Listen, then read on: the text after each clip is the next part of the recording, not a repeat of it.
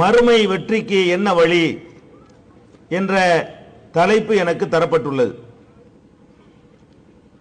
இந்த தலைப்பு ஏன் தரப்பட்டுள்ளது என்று சொன்னால், இஸ்லாமிய மார்க்கத்தை நம்முடைய வாழ்க்கை நெறியாக ஏற்றுக்கொண்டிருக்கின்ற நாம் இந்த மார்க்கத்தை எதற்காக நாம் ஏற்றுக்கொண்டிருக்கிறோம்? இந்த மார்க்கத்தை நாம் ஏற்றுக்கொள்ளாமல் இருந்தால் இந்த உலகத்திலே நிறைய இன்பங்களை அனுபவித்துக் கொண்டிருக்க முடியும். இந்த மார்க்கத்தை ஏற்றுக்கொண்டிருக்கிற காரணத்தினால் நாம் மதுபானம் வருந்துவதில்லை, சூதாட்டங்களிலே ஈடுபடுவதில்லை, விபச்சாரம் செய்வதில்லை, மோசடி செய்வதில்லை, யாரையும் ஏமாற்றுவதில்லை, கலப்படம் செய்வதில்லை. இப்படி நிறைய நமக்கு கட்டுப்பாடுகளை விதித்து நிறைய சிரமங்களை இந்த மார்க்கத்தை ஏற்றுக்கொண்ட காரணத்திற்காக நாம் சுமந்து கொண்டிருக்கிறோம். அப்படியானால் இந்த மார்க்கத்தை நம்ம ஏன் தேர்ந்தெடுக்கணும்? இந்த மார்க்கத்தை நம்ம தேர்ந்தெடுக்காமல் இருந்தால் நாம் வட்டி வாங்கலாம், சுரண்டலாம், கலப்படம் செய்யலாம், எப்படி வேண்டாலும் வாழலாம். இப்படி ஒரு வழி நம் முன்னால் இருக்கக்கூடிய நேரத்தில் நாங்கள் எப்படி வேண்டுமானாலும் வாழ மாட்டோம், இப்படித்தான் வாழ்வோம் என்ற ஒரு நெறியோடு இந்த மார்க்கத்தை நாம் ஏற்றுக்கொண்டதற்கு என்ன காரணம் என்று சொன்னால், நாம் வாழுகிற இந்த உலக வாழ்க்கை ஒரு அற்பமான வாழ்க்கை. ஒரு 60 ஆண்டுகள் நாம் வாழ்ந்து விடுவோம், ஒரு 70 ஆண்டுகள் வாழ்ந்து விடுவோம், அல்லது சில பேர் ஒரு 80 ஆண்டுகள் வாழ்ந்து விடுவார்கள். அதன் பிறகு என்ன? இந்த உலக வாழ்க்கையிலே நம்முடைய நாம் மரணத்தை தழுவிய பிறகு இன்னொரு வாழ்க்கையை அல்லாஹ் நமக்கு வைத்திருக்கிறான். நம்மை எல்லாம் திரும்பவும் அவன் உயிர்ப்பிப்பான். நம்முடைய நன்மை தீமை பட்டியலை நம் முன்னே வீசி எறிந்து, இதோ பார்த்துக்கொள், நீ எழுதிய விடையை பார்த்துக்கொள், உன்னுடைய மதிப்பீட்டை, உன்னுடைய மார்க்கை பார்த்துக்கொள் என்று அல்லாஹ் ஒரு தீர்ப்பு வழங்குவான், நியாய தீர்ப்பு. அந்த தீர்ப்பு வழங்கக்கூடிய நேரத்தில் நாம் சொர்க்கம் என்ற தீர்ப்பை பெற வேண்டும், நரகம் என்ற தீர்ப்பை பெற்றுவிடக் கூடாது. இதற்குத்தான் நம்ம இந்த மார்க்கத்தில் இருக்கிறோமே தவிர இந்த உலகத்தில் ஜெயிக்கிறதுக்காக இந்த மார்க்கத்தில் இல்லை. இந்த மார்க்கத்தில் இல்லாமல் இருந்தால் பெரும்பான்மையாக நீங்கள் இந்த நாட்டிலே வாழ முடியும். சிறுபான்மை என்ற காரணத்திற்காக நீங்கள் படுகின்ற பல இன்னல்களை உங்களால் தவிர்த்திருக்க முடியும். ஆனாலும் நாம் என்ன செய்கிறோம்? நாங்கள் சிறுபான்மையாகவே இருந்தாலும், எவ்வளவு கஷ்டங்கள் வந்தாலும், எவ்வளவு சிரமங்கள் வந்தாலும் நாங்கள் இந்த மார்க்கத்தை விடமாட்டோம் என்று உறுதியாக இருக்கிறோமே. அதற்கு என்ன காரணம்? நம்ம எல்லாருக்குமே இருக்கிறது மறுமை நம்பிக்கை. அந்த நம்பிக்கை தான் உங்களை பெருநாள் தொழுகையிலே வந்து குழும வைக்கிறது. வெள்ளிக்கிழமை ஜும்மாவிலே உங்களை திரள வைப்பது எது? அந்த நம்பிக்கை.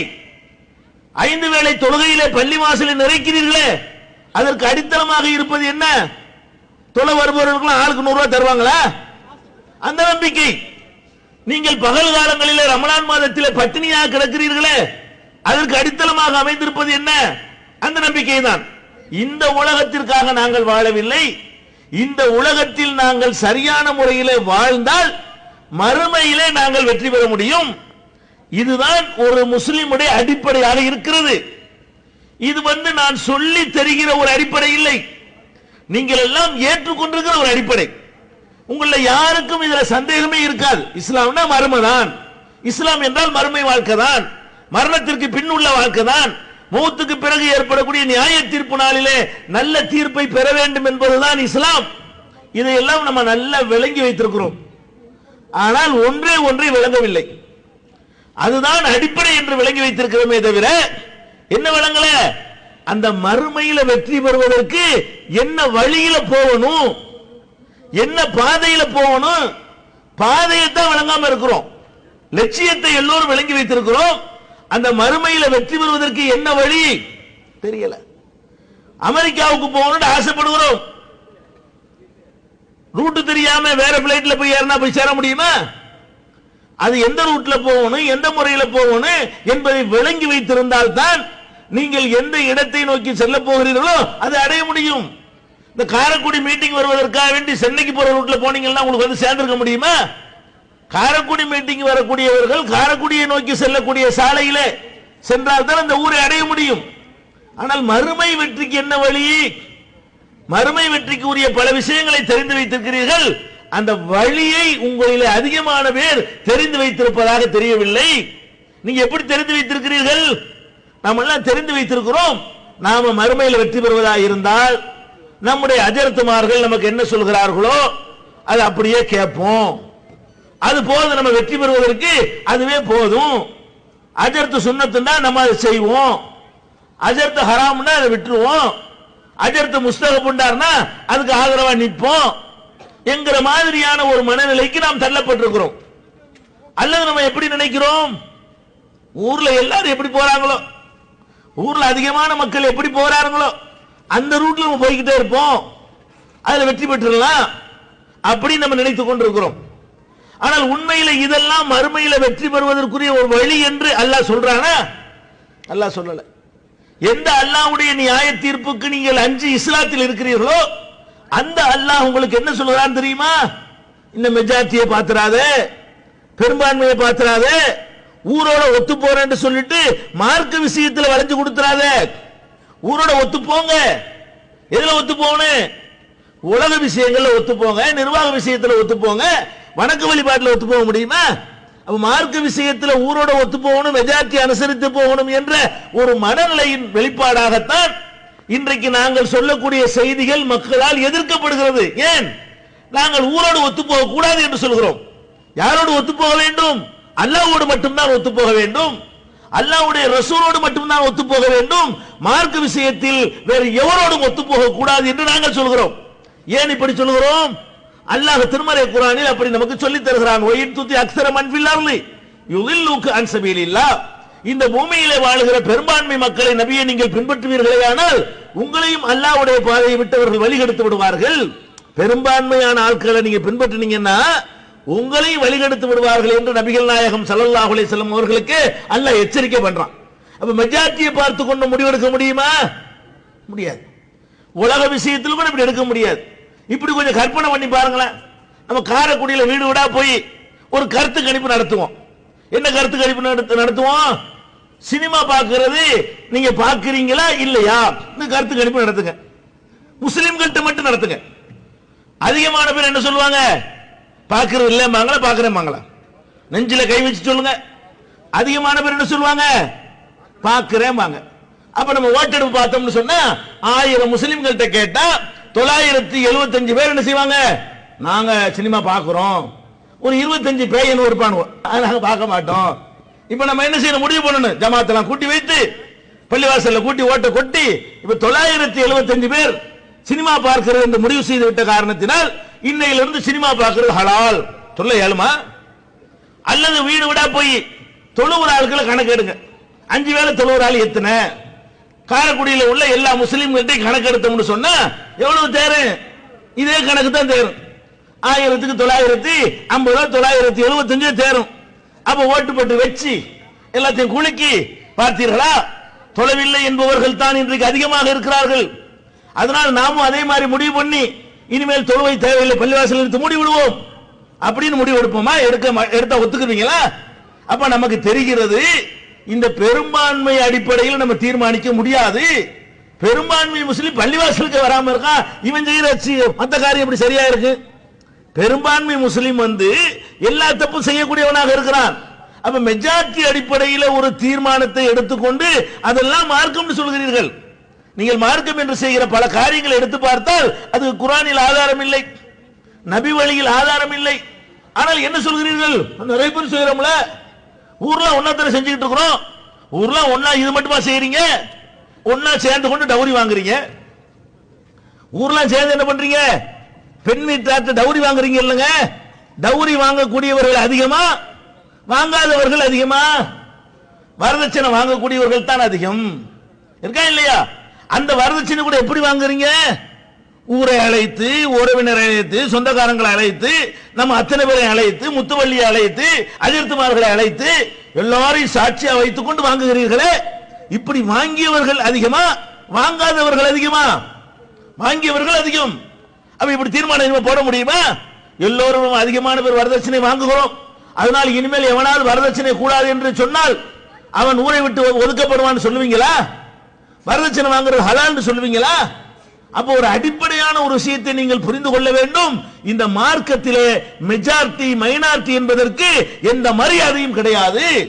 குர்ஆன்ல இருந்தால் அது மார்க்கம், நபிகள் நாயகம் சொன்னால் அது மார்க்கம். அதை சொல்பவன் ஒருவனாக இருந்தாலும் சரி அதுதான் சரியான வழி. அதை எதிர்ப்பவன் 1000 பேர் இருந்தாலும் சரி அது தவறான வழி. இந்த அடிப்படையை நீங்கள் முதலிலே புரிந்து கொள்ள வேண்டும். மறுமை வெற்றிக்குரிய முதல் வழி இதுதான். அதே மாதிரி நம்ம என்ன பண்றோம்? அஜர்த்துமார்கள் மீது ஒரு பெரிய நம்பிக்கை வைத்திருக்கிறோம். அவர்கள் தொழுகிறார்கள், தொழுக வைக்கிறார்கள், நமக்கு அலிபே பாரத்தை சொல்லித் தருகிறார்கள், 7 ஆண்டு கால மார்க்க கல்வியை கற்றிருக்கிறார்கள். அதனால் அவர்கள் சொல்வதை கேட்கலாம் அப்படிங்கிற மாதிரி நமக்கு என்ன செய்யப்பட்டிருக்கிறது? ஒரு மூளை செலவை செய்யப்பட்டு கொண்டிருக்கிறோம். நீங்கள் அஜர்த்துமார்கள் சொல்வதை கேளுங்கள், வேண்டாம் என்று சொல்லவில்லை. எதை கேட்கணும்? எந்த விஷயத்திற்கு குர்ஆன் ஆதாரத்தை வைத்து உங்களுக்கு சொல்கிறாரோ, எந்த விஷயத்திற்கு நபிகள் நாயகம் ஸல்லல்லாஹு அலைஹி வஸல்லம் உடைய ஒரு ஹதீஸை காட்டி அவர் சொல்கிறாரோ கண்டிப்பாக நீங்கள் கேட்க வேண்டும். அது என்ன அஜர்த்து சொன்னா கேட்கிறது, ராமசாமி சொன்னா கூட கேட்க வேண்டும். ஒரு ராமசாமி வந்து குர்ஆனுடைய வசனத்தை எடுத்து காட்டின பத்திங்களா, உங்க அல்லாஹ் இப்படி தான் சொல்றாரு, இதை கேட்டு நடக்க மாட்டீங்களான்னு கேட்டால் நீங்க சொல்ற ராமசாமியை பாக்குறீங்க, அவர் என்ன சொல்கிறார் என்று பார்த்து அதை கட்டுப்படுத்த ஆக வேண்டும். அப்ப அல்லாஹ்வுடைய வேதத்தையும் அவனுடைய தூதருடைய வழிகாட்டுதலையும் எடுத்து சொல்வார்களே, ஆனால் நீங்கள் எவருடைய சொல்லை கேட்பதிலும் எங்களுக்கு ஆட்சேபனை இல்லை, அது தப்பு இல்லை, அது மறுமை வெற்றிக்கு தடையானது இல்லை. அல்லாஹ்வுடைய வேதத்தில் இல்லாததை சொன்னால், அல்லாஹ்வுடைய ரசூல் சொல்லாதை சொன்னால், அல்லாஹ்வும் ரசூலும் தடுத்திருப்பதை சொன்னால், கண்டித்திருப்பதை சொன்னால், அதை மார்க்கம் என்று உங்களுக்கு அறிமுகப்படுத்தினால் அதையும் கேட்பீர்களா? அதை கேட்டால் நீங்கள் மறுமையில் வெற்றி பெறுவீர்களா? அல்லாஹ் திருமறையில் அழகாக சொல்லி காட்டுகிறான், யௌம துகல்லபு உஜூஹுஹும் ஃபின்னார், சில முகங்கள் நரகத்திலே போட்டு புரட்டப்படும். அந்த நியாய தீர்ப்பு நாள் எந்த மறுமை வாழ்க்கையில வெற்றி பெறுவதற்காக இந்த மார்க்கத்தில் இருக்கிறீர்களோ அந்த மறுமை நாளையிலே, நியாய தீர்ப்பு நாளையிலே, நியாய தீர்ப்பு வழங்கி முடிக்கப்பட்ட பிறகு சில பேர் நரகத்திற்கு செல்வார்களே, அப்படி நரகத்திலே போடப்பட்டவர்கள் புலம்புவார்களாம். எப்படி புலம்புவார்களாம்? யா லைத்தனா அதான அல்லாஹ் வ அதான ரசூலா, நாங்கள் அல்லாஹ்வுக்கு கட்டுப்பட்டிருக்கலாமே, அல்லாஹ்வுடைய ரசூலுக்கு கட்டுப்பட்டிருக்கலாமே. அப்ப எதனால நரகத்துக்கு போயிருக்கான் வழங்குதா? நரகத்துக்கு போனவனுக்கு தெரியும் நம்ம ஏன் நரகத்துக்கு போயிருக்கிறோம். ஏன்னா அல்லாஹ்வுடைய ஜட்ஜ்மெண்ட் எப்படி இருக்கும்னு கேட்டா குருட்டாம்போக்குல அவனுடைய தீர்ப்பு இருக்காதுங்க. ஒரு ஆளுக்கு நரகத்தை அல்லாஹ் கொடுக்கிறான்னு சொன்னா, டேய் உனக்கு நரகம் போடா, டேய் உனக்கு சொர்க்கத்துக்கு போடா, அப்படி எல்லாம் சொல்ல மாட்டானா. எப்படி சொல்லுவான்? இங்க வா, இந்த அப்படி நீ என்னென்ன செஞ்சியோ பிறந்ததுல இருந்து சாவர வரைக்கும் இந்த அப்படிடா எல்லாம் இங்க வச்சிருக்கிறேன்டா என்று நம்ம கையில பேப்பரை கொடுத்து படிச்சு பார்க்க சொல்லி மார்க் ஷீட்டை எல்லாம் கொடுத்து கொடுத்தால என்ன செய்வான்? நம்ம அரசாங்க பரீட்சையில கூட உங்களுக்கு பேப்பர் தர மாட்டான். எழுதின பேப்பர் தருவானா? அது அவங்க பாதுகாத்து வச்சுக்கிறானுவ. அவன் போட்டதுதான் மார்க்கு. எவனாவது லூஸ் பைய மாதிரி ஒரு ஆசிரியர் உட்கார்ந்து ஒண்ணு கிடக்கு ஒண்ணு மார்க் போட்டான்னு வைங்க, உங்க லைஃப் வீணா போயிரு. அல்லாஹ் எப்படி தர மாட்டான்? உனக்கு மார்க் போட மாட்டான். சும்மா மார்க் பரீட்சை எழுதின பேப்பரையும் எழுதுறோம். அப்படி புர்ரா, நீ எழுதின பேப்பரையும் பாரு, நான் போட்ட மார்க்கையும் பாரு அப்படின்னு சொல்லி நம்முடைய எண்ணம், நம்முடைய செயல், நம்முடைய பேச்சு, நம்முடைய மூச்சு, நம்முடைய கொடுக்கல் வாங்கல், நம்முடைய கல்யாணம், நம்முடைய வணக்க வழிபாடு, நம்முடைய கர்மாதி எல்லாத்தையும் ரெக்கார்டு பண்ணி இக்ரா கிதாபக புடி, உன்னுடைய பதிவேட்டை வாசித்து பார். வ கஃபாபி நஃப்ஸிகல் யௌம அலைக ஹஸீபா, உன்னை பற்றி கணக்கெடுக்க தீர்மானிக்க நீனே போதும், நான் ஒண்ணு வேற ஆளுக்கு உனக்கு துணை தர வேண்டியதில்லை. ஓ மார்க் சீட்டை வைத்து நான் போட்டிருக்கிற சரியான முடிவு செய்யறது உனக்கே முடியும். இந்த புடி நல்லா கொடுப்பான். அவனுக்கு தெரியும், ஆஹா நாம நரகத்துக்கு போறோம், இன்ன காரணத்துக்கு தான் போறோம். ஏன் காரணத்தை சொல்லித்தான் உள்ள போடுறான். அதனால நரகத்துல போட்டு புரட்ட உடனேயே அவனுக்கு தெரிஞ்சு போயிரும் நாம ஏன் நரகத்துக்கு வந்திருக்கிறோம். அவன் சொல்றான், என்ன சொல்றான்? யா லைத்தனா அதான அல்லாஹ் வ அதான ரசூலா, நாங்கள் அல்லாஹ்வுக்கு கட்டுப்பட்டிருக்கலாமே, அல்லாஹ்வுடைய ரசூலுக்கு கட்டுப்பட்டிருக்கலாமே. இந்த ரெண்டையும் செய்யாமல் நாம் என்ன செய்தோம்? இன்னா அதானா சாதத்தனா வ குபரானா ஃபஅலல்லுன சபீலா, நாங்கள் பெரியார்களுக்கு கட்டுப்பட்டோமே, தலைவர்களுக்கு கட்டுப்பட்டோமே, எங்களை வழிகெடுத்து விட்டார்களே என்று நரகத்திலே போட்டு வறுக்கும் பொழுது நரகவாசிகள் புலம்புவார்கள் என்று நாளை நடக்கக்கூடிய காட்சியை கண் முன்னே அல்லாஹ் நமக்கு எடுத்து காட்டுகிறான். எதுக்கு எடுத்து காட்டுகிறான்? நீ அப்படி புலம்புற ஒரு ஆளா இருக்கக்கூடாதுங்கிறதுக்காக வேண்டி. எதுக்கு அல்லாஹ் இதை எடுத்து காட்டினா, நாளைக்கு போய் நம்மளும் போய் அங்க கடந்துக்கிட்டு அல்லாஹ்டான கேட்காம போயிட்டோமே, அல்லாஹ்வுடைய ரசூல் சொன்னாங்களே கேட்காம போயிட்டோமே, அவங்க கூட்டம் போடக்கூடாதுன்னு தடையெல்லாம் செஞ்சு பார்த்தோமே, வேற என்ன அல்லாஹ் தானே கேட்க சொன்னாங்க, அல்லாஹ்வுடைய ரசூல் தானே சொன்னாங்க, அதை விட்டுவிட்டு எங்க தலைவர்கள் சொன்னதை கேட்டோமே, எங்கள் பெரியார்கள் சொன்னதை கேட்டோமே, கொண்டாந்து இப்படி தள்ளிவிட்டாங்களே எங்களை அப்படின்னு சொல்லி நரகத்தில் கிடந்து யார் புலம்புவா? இந்த அல்லாஹ் ரசூலை சொன்னதை கேட்காம மற்றவங்க சொன்னதை கேட்டு மார்க்கத்தை முடிவு செய்தார்களே அவர்கள் எல்லாம் நரகத்தில் போட்டு வறுக்கப்படுவார்கள் என்று அல்லாஹ் திருமறையில் சொல்லி காட்டுகிறான். அப்ப மறுமை வெற்றிக்கு வழி என்ன? பயான் முடிஞ்சே போச்சு, அவ்வளவுதான் தலைப்பு. மறுமை வெற்றிக்கு வழி என்ன? சுருக்கமா சொல்வதாக இருந்தால் ஒரு வரியில் பதில் சொல்லக்கூடிய தலைப்பு இது. மறுமை வெற்றிக்கு வழி என்னவென்றால், மார்க்கம் என்று நீ எதை செய்தாலும் அல்லாஹ் சொன்னபடி செய், அல்லாஹ்வுடைய ரசூல் சொன்னபடி செய், வேற யார் சொன்னபடியும் செய்யாது, இவ்வளவுதான் மார்க்கம். இதுதான் வெற்றி.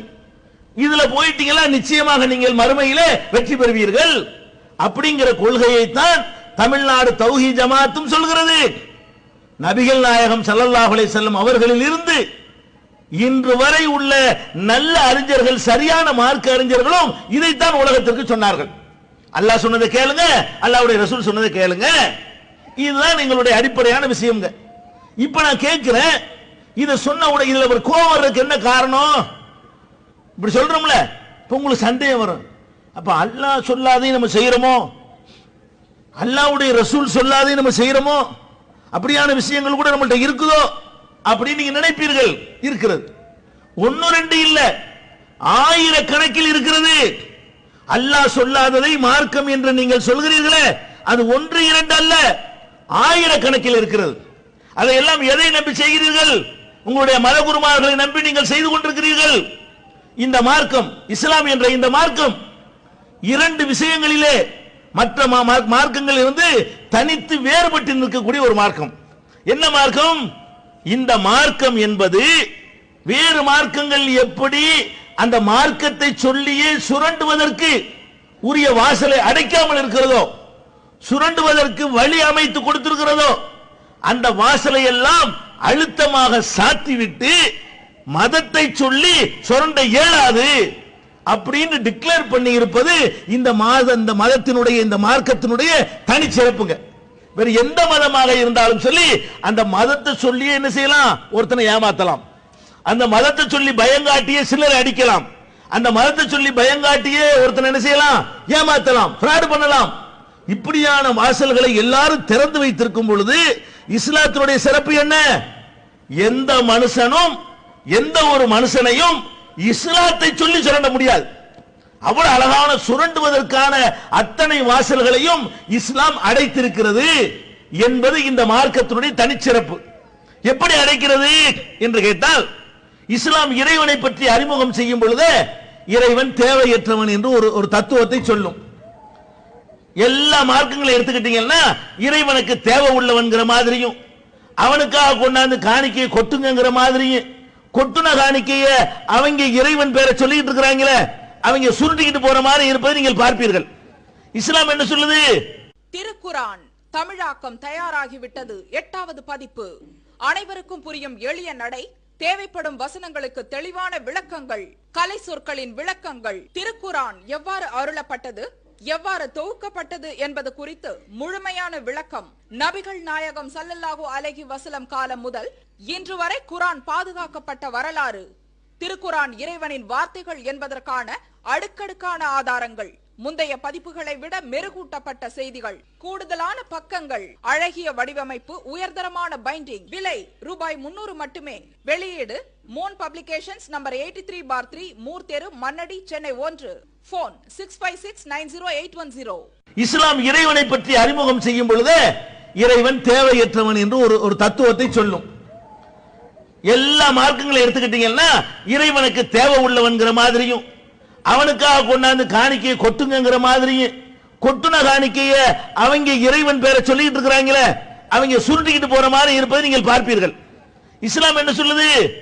பள்ளிவாசலுக்கு வர்றியா, இறைவனுக்கு வாழைப்பழம் வாங்கிட்டு வராத, தேங்காய் வாங்கிட்டு வராத, உண்டியல்ல காசு போடுற காசு கொண்டு வராத, இறைவனுக்கு படையல் செய்வதற்காக எந்த பொருளையும் கொண்டு வராத, அவனுக்கு அபிஷேகம் செய்வதற்காக எண்ணெயோ தேனையோ பாலையோ மோரையோ கொண்டு வராத, வீசினகை வெறுங்கைமாவா, உன் இறைவன் தேவையற்றவன் என்று சொல்லி கடவுள் பெயரை சொல்லி சுரண்டுவதை இஸ்லாம் நமக்கு தடை செய்திருக்கிறது. இந்த மார்க்கத்தில் அல்லாஹ்வுடைய பெயரை சொல்லி யாரும் சுரண்ட இயலாது. அதே மாதிரி இந்த அல்லாஹ்வுக்கு நெருக்கமானவர்கள் சில பேர் தங்களை அறிவித்துக் கொண்டு மக்களை ஏமாற்றுவதை எல்லா பகுதியிலும் பார்க்கலாம். நபிகள் நாயகம் ஸல்லல்லாஹு அலைஹி வஸல்லம் அவர்கள் அந்த வாசலையும் அழுத்தமாக சாத்தி வைத்து விட்டு சென்றார்கள். இன்றைக்கு நம்ம பார்க்கிறோம், மத குருமார்கள் என்று சொல்லக்கூடியவர்களை இந்த இஸ்லாம் என்ற மார்க்கத்தை வைத்து அதன் பெயரை சொல்லி மக்களை சுரண்டி கொண்டிருக்கிறார்கள். நீங்களும் தலையாட்டி கொண்டு அந்த சுரண்டலுக்கு பலியாகி கொண்டிருக்கிறீர்கள் என்று நாங்கள் பகிரங்கமாக குற்றம் சாட்டுகிறோம். அதுக்கு உதாரணமாக சொல்வதாக இருந்தால், நபிகள் நாயகம் ஸல்லல்லாஹு அலைஹி வஸல்லம் சொன்னார்கள், மன் தஅல்லக தமீமத்தன் ஃபகத் அஷ்ரக. யார் ஒருத்தன் தாயத்தை தொங்க விடுகிறான், உங்க ஊர்ல என்ன தீமை அதிகமாக இருக்கிறதோ அதை சொல்வதுதான் உங்க ஊருக்கு நன்மை தரும். அதுக்காக உங்க ஊர்ல என்னென்னலாம் இருக்குன்னு விசாரிச்சுக்கிட்டு தான் நான் சொல்றேன்.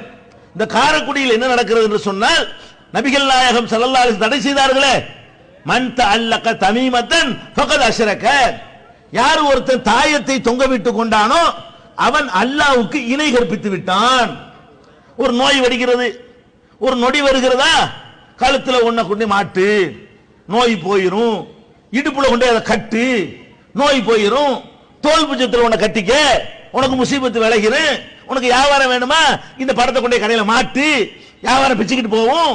இது எல்லாம் தாயத்து வகை தான். இந்த மாதிரி ஒருவன் தொங்க விட்டுக் கொள்வானையானால் அவன் அல்லாஹ்வுக்கு இணை கற்பித்து விட்டான். அல்லாஹ்வுக்கு இணை கற்பித்தான் என்ன அர்த்தம்? என்ன அர்த்தம்? அவன் வெளியேற்றான் அர்த்தம். இஸ்லாத்தை விட்டு வெளியேறி விட்டான் என்று அர்த்தம். அல்லாஹ்வுக்கு இணை கற்பித்த ஒருத்தன் இஸ்லாத்தில் இருக்க முடியுமா?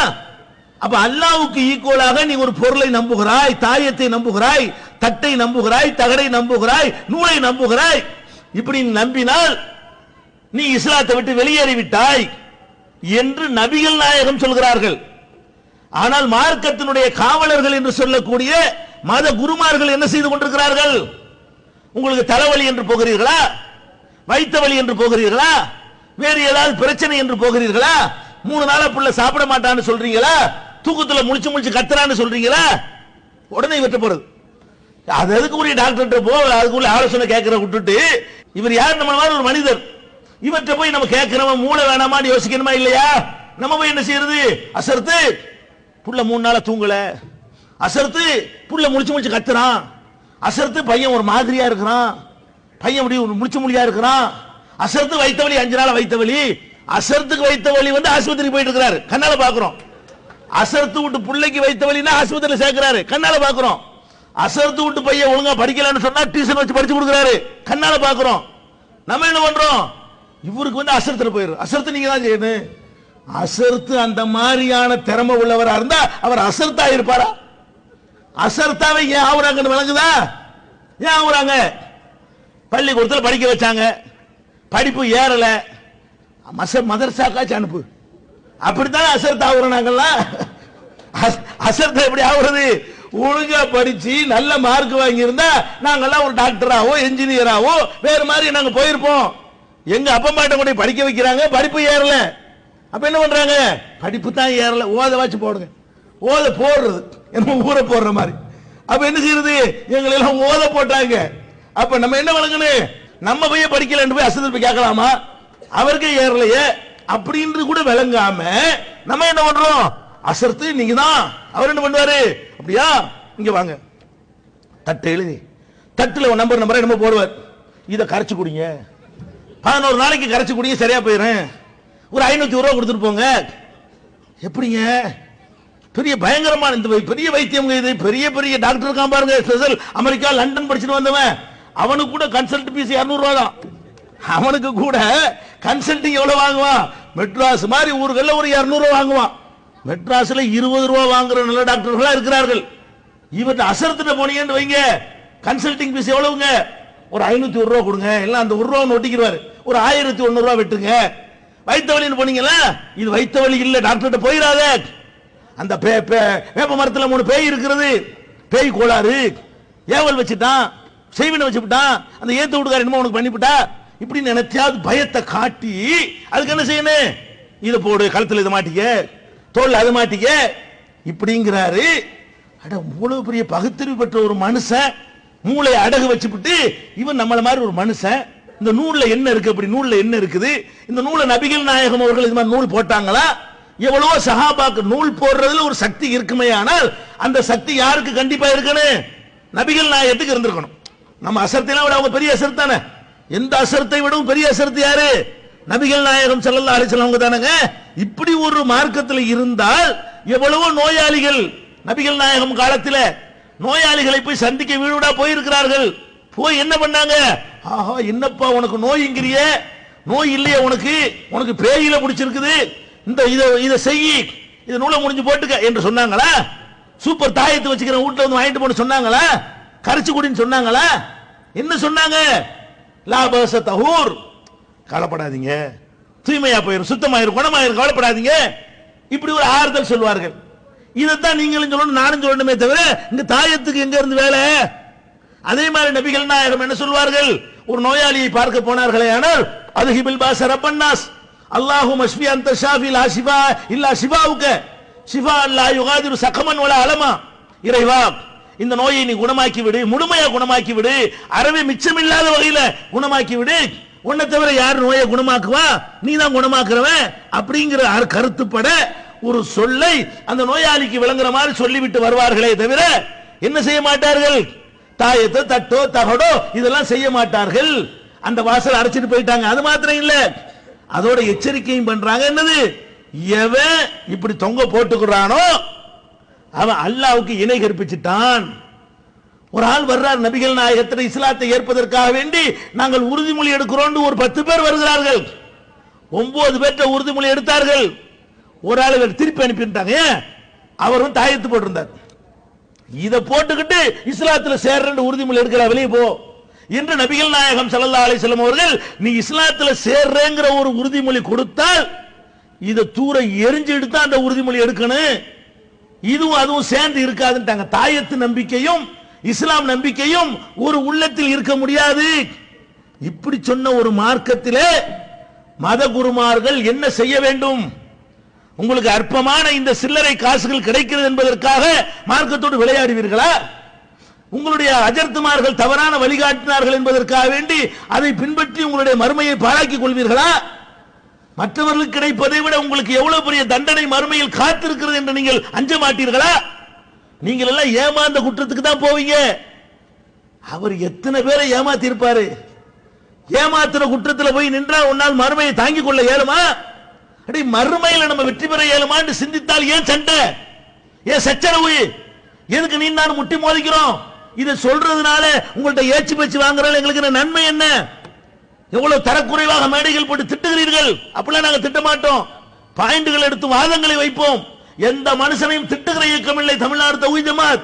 நீங்கள் எந்த அளவுக்கு தரக்குறைவாக கீழ்த்தரமாக பேசினீர்கள் என்பதற்கு இந்த காரைக்குடி மக்கள் சாட்சிகளாக இருக்கிறார்கள்.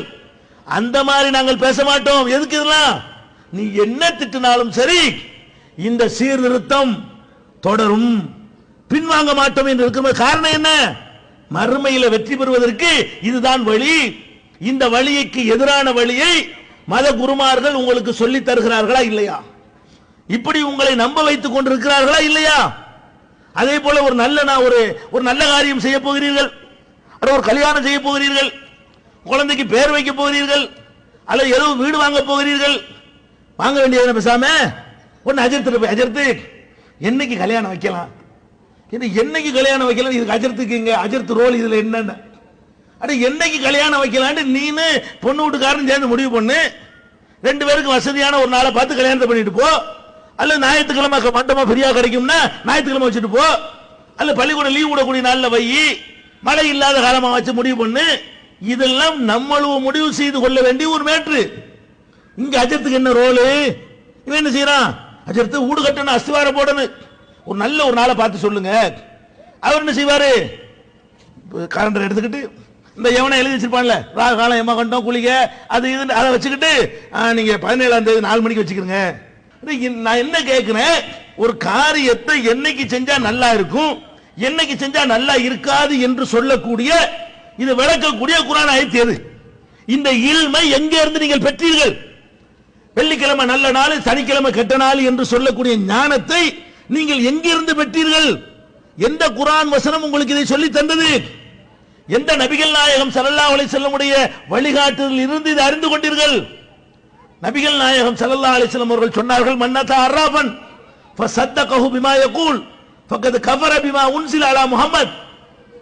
யார் ஒருத்தன் நாளை நடப்பதை கணித்து சொல்வேன் என்று சொல்கிறானே, அவனிடத்திலே போய் அவன் சொல்வதை நம்புகிறானோ, இந்த முகமதுக்கு அருளப்பட்ட இஸ்லாத்தை அவன் நிராகரித்து விட்டான்.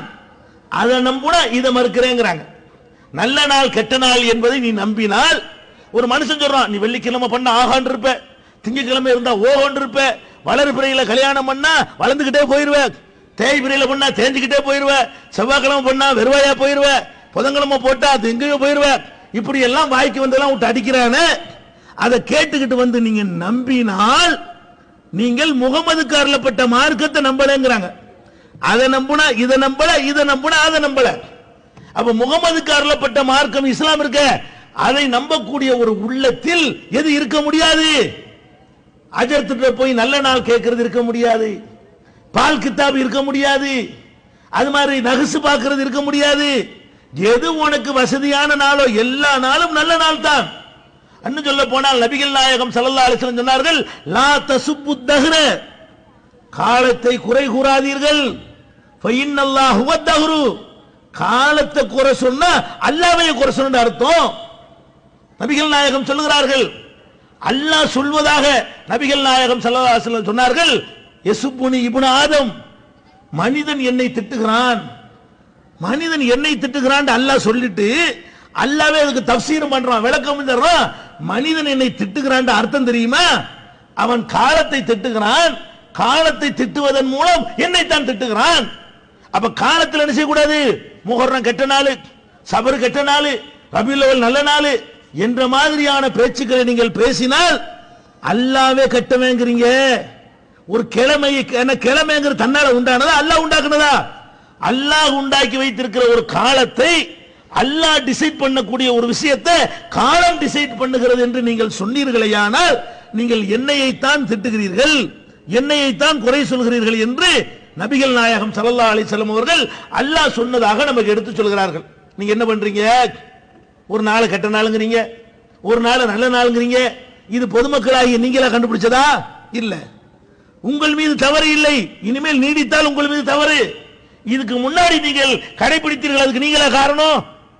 உங்களுக்கு ஒரு அஜர்த் அப்படி சொன்னார், உங்களுக்கு ஒரு மத குரு அப்படி சொன்னார், அதை நீங்க கண்ணை மூடி நம்பினீர்கள். நம்பிக்கை நினைச்சீங்க.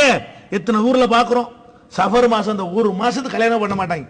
நடக்குதா இல்ல? முஸ்லீம் ஊடுகள் இல்லைங்க, முஸ்லீம் ஊடுல அல்லாஹ் படைச்ச 12 மாசத்துல சபர் மாசத்துல என்ன பண்ண மாட்டான் கல்யாணம். சபர் மாசத்துல எப்படி சபுர்களி, அது பீட மாசம், அதுல எப்படி கல்யாணம் பண்றது அப்படின்னு அல்லாஹ் சொன்னானா? அப்படின்னு ரசூலுல்லாஹ் சொன்னாங்களா? அல்லாஹ் படைச்ச மாசத்துல சஃபர் மாசத்துல யாரும் கல்யாணம் பண்ணாதீர்கள் என்று அல்லாஹ் ரசூல் சொன்னாங்களா? அல்லாஹ் ரசூல் அந்த மாசத்தை கெட்ட மாசம் என்று சொல்லாமல் இருக்கும் பொழுது அது கெட்ட மாசம் என்று சொல்ல நீ யார்? இதான் கேள்வி. செவ்வாய்க்கிழமை கெட்ட நாள் ரசூலுல்லாஹ் சொன்னாங்களா? தேய் பிறையில வியாபாரம் பண்ண கூட ரசூலுல்லாஹ் சொன்னாங்களா? பெற தேய்றதுக்கு வியாபாரத்துக்கு என்ன சமம்? நெசமா பெற தேய்தா? பெற பெறையாத்தான் இருந்திருக்குது, ஒரே சைஸ் தான் பெற. அதுல வர்ற வெளிச்சம் வந்து கூடுதலா பட்டா பெருசா தெரியுது, கம்மியா பட்டா சின்னதா தெரியுது. சூரியனுடைய வெளிச்சம் ரிஃப்ளெக்ட் ஆகி வர்ற காரணத்தினால்தான் அது வெளிச்சம் வந்து கூடுதல் குறைவா தெரியுதே தவிர பெறையா வளருது. பெற உலகம் படைக்கப்படும் போது என்ன சைஸ்ல இருந்துச்சோ அந்த சைஸ்ல அன்னைக்கு இருக்கிறது. தேய்பிறை அன்னைக்கு, அமாவாசை அன்னைக்கு அதனுடைய சைஸ் என்னவோ பௌர்ணமி அன்னைக்கும் அதே சைஸ் தான். வெளிச்சம் படுது, வெளிச்சம் படல. சூரியனுடைய வெளிச்சம் வாங்கி இந்த தஸ்மி மணி வச்சிருப்பாங்களா அந்த காலத்துல, ரேடியம் தஸ்மி மணி, அப்படி வெளிச்சத்தை காட்டிட்டு போட்டா வெளிச்சமா இருக்குமே. அந்த மாதிரி சந்திரன் என்ன பண்ணுது? சூரியனுடைய வெளிச்சத்தை வாங்கி உங்களுக்கு திருப்பி அடிக்குது. அப்படி வாங்கும் பொழுது அந்த டைரக்ஷன் கரெக்டா இருந்தால் முழு நிலவாக காட்டும். கொஞ்சோண்டு சூரிய வெளிச்சம் அதுல பட்டுச்சுன்னு சொன்னா அது சின்னதா காட்டு, லேசா பட்டா அது முத பிறன்னு சொல்லுவீங்க. இதுல சந்திரன் எங்க தேயுது, சந்திரன் எங்க வளருது, சந்திரன் வளரவும் இல்லை, சந்திரன் தேயவும் இல்லை. ஒருவேளை தேயுதுன்னு வச்சுக்கிறோம், அது தேய்கிறதுக்கு நீ தேய்கிறதுக்கு என்ன சம்பந்தம்? அது தெரிஞ்சா நான் செஞ்சிருவேனா? செருப்பு தேஞ்சா நானும் தெரிஞ்சிருவேன் நடத்துமா? ஒரு மனுஷன் செருப்பு போட்டு நடந்தா செருப்பு தேயத்தான் செய்யும். பார்த்தீங்களா, செருப்பு தேயுது, அதனால நீனும் தெரிஞ்சிருவேன் சொல்ல முடியுமா? அட ஒன்னு தேஞ்சா அது தேய்துன்னு சொல்லிட்டு போ, அது தேஞ்சா நான் ஏன் தேயணும் என்கிற ஒரு அறிவு கூட இல்லாம மரம் வைக்கிறான்டா தேய்பிரல் வைக்க கூடாதுங்கிறான், கல்யாணம் பண்ணா தேய்பிரல் வைக்க கூடாதுங்கிறான், வீடு கட்டினா தேய்பிரல் வைக்க கூடாதுங்கிறான், அவனா சில கிழமைகளை வச்சுக்கிறான். இந்த மாதிரி எல்லாம் செய்வது இஸ்லாத்துக்கு எதிரானது என்று இருந்தும் கூட இதை இஸ்லாம் என்ற முத்திரை குத்தி உங்களுக்கு தந்தவர்கள் யார்?